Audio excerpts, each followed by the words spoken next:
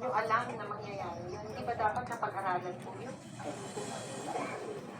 So sayang. Sayang po din. Pinuntahan ng reporters po ng opisina ng DPWH yung isang proyekto.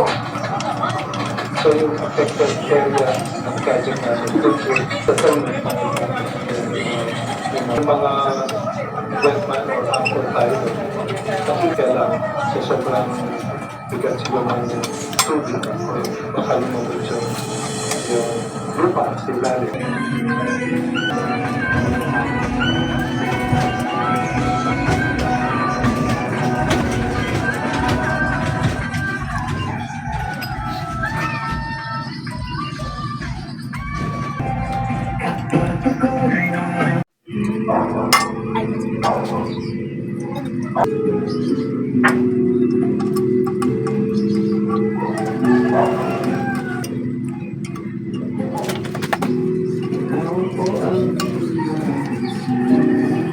Palit siya ng RCB. Bago pa. Oo, yung mga pa. Walang gas-gas. Ako rin ng paklas niya. Binenta niya, tapos sunod na araw, nagpalit siya ng RCB. Bigas-gas siya.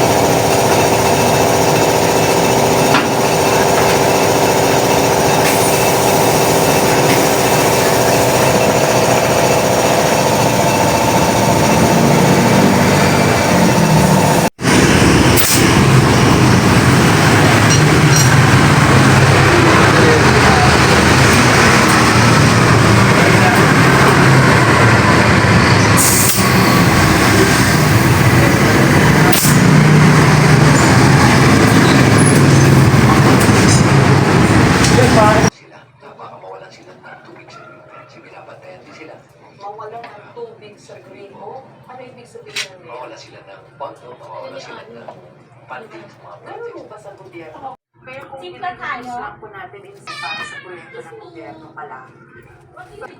So, so 60% halos kinurakot po naman yun. Ganun po ka, hindi yung problema.